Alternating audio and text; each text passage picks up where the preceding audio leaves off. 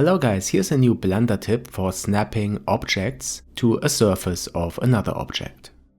In this example I have this larger object and I want to snap the small cylinder on the left side to the faces of this object.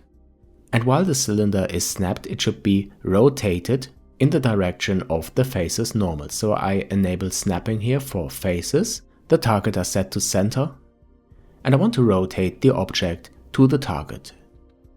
Okay, then I enable snapping, press G to move the cylinder, and you can see it is already snapped and rotated to the face of the object.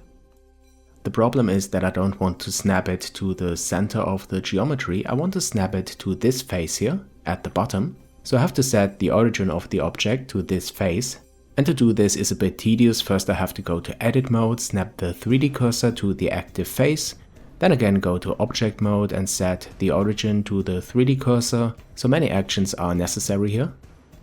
But once the origin is set correctly, we get the snapping that we were going for. To make this process a bit more easy, I added a shortcut to my Fast Carve add-on, which is free. With this you can just select the face and then press this center button here in the selected objects panel in edit mode. And then everything is done for you. The origin is set to this face. And then you can go ahead and snap the object to the face like we did before. And if you like, you can also use the transform now.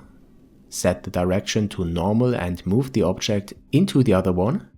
Then perhaps add an array modifier.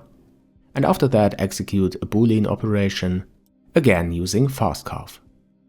So guys, that's it again. I hope you liked this short explanation and improvement of the Fast Carve add-on. Don't forget to subscribe to my channel.